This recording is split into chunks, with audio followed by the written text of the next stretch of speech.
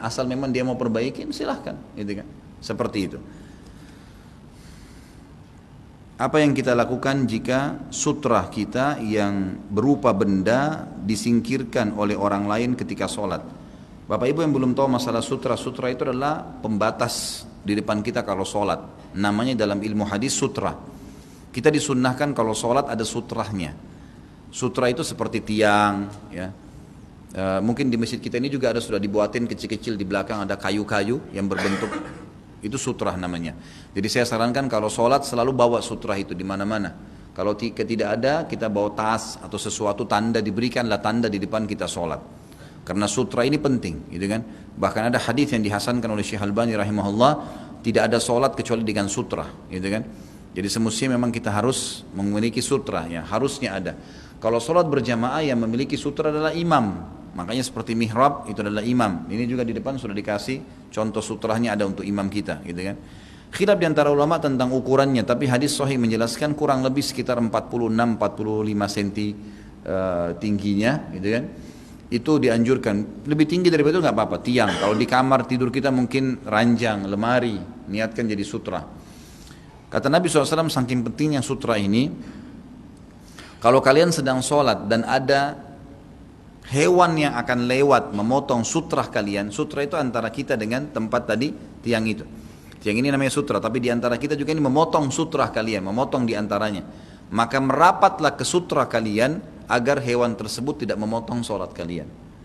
Jadi saking pentingnya menjaga sutra itu. Dalam hadis lain kata Nabi SAW, kalau seseorang akan memotong sutrahmu antara saya dengan tempat sujud saya ini, maka tahanlah dia. Gitu kan? Tahanlah dia, berikan isyarat. Jadi kita boleh mengeluarkan tangan, memberikan isyarat seperti ini kurang lebih. Kalau dia tetap maksakan, kata Nabi SAW, pukullah dia, karena bersama dia qarin, syaitan yang sengaja memaksakan. Tapi ini kalau sholatnya sendirian, kalau sholat berjamaah imam jadi patokan.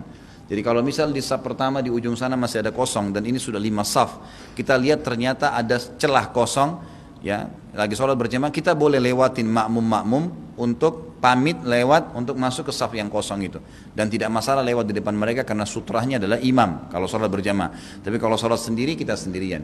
Dan bagi orang yang suka memotong sutra ini hadisnya berbahaya. Kata Nabi SAW, kalau seandainya seseorang tahu beratnya dosa yang Allah hukumkan kepada orang yang memotong sutra sholat seseorang, gitu kan, maka dia lebih baik menunggu selama 40 tahun daripada dia memotongnya. Jadi saking beratnya gitu ya, ini ibarat dari Nabi SAW. Bagaimana kalau seandainya seperti bilang tadi, saya lagi sholat, sutra saya diangkat oleh orang lain. Kalau anda dapat ada sesuatu yang bisa dijadikan sutra di depan kita, melangkah boleh. Kata Nabi SAW, langkah kaki yang paling mulia di muka bumi adalah langkah yang menutup saf-saf yang kosong. Maksud di sini adalah kalau kita lagi sholat sendiri, misalnya anda lagi saf kedua, kemudian di depan kita ada orang yang kita jadikan sutra. Orang itu berdiri karena punya hajat. Maka kita dekat, bisa melangkahlah ke depan, ke saf satu saf atau 2 saf untuk merapat ke sutra, tiang ataupun apa yang kita bisa lakukan. Jadi jangan heran kalau melihat ada orang jalan sementara sholat kalau mengejar sutra, karena itu ada hadisnya. Itu memang ada hadis yang menjelaskan masalah itu. Bahkan Nabi SAW menjadikan itu langkah di muka bumi yang paling mulia di sisi Allah Subhanahu wa ta'ala. Sama halnya kalau ada orang yang sholat misalnya di saf. Ini di Indonesia saya lihat masih belum semuanya faham. Kalau misalnya kita lagi di saf kedua, di saf pertama ternyata ada satu makmum batal wudunya, atau dia ingat dia tidak punya wudu, lalu dia keluar, jangan dibiarin safnya kosong, yang di belakang harus maju. Sebagaimana kalau imam tiba-tiba mati atau imamnya buang air ngeluarin angin, batal wudunya, lalu dia keluar. Karena tidak boleh imam juga dalam kondisi batal wudu lanjutin sholat, gitu kan? Dia keluar, maka yang di belakang imam menggantikan dia. Seperti kasus Umar bin Khattab radhiyallahu anhu pada saat ditusuk oleh Abu Lu'lu', maka beliau jatuh tersungkur. Abu Musa al-Asy'ari maju langsung menggantikannya menjadi imam. Sementara ada sahabat Nabi yang lain yang memang membantu Umar bin Khattab untuk menyelamatkannya. Lalu mereka sholat setelah itu. Tapi Abu Musa al-Asy'ari melangkah ke depan dan menggantikan posisi Umar radhiyallahu anhu.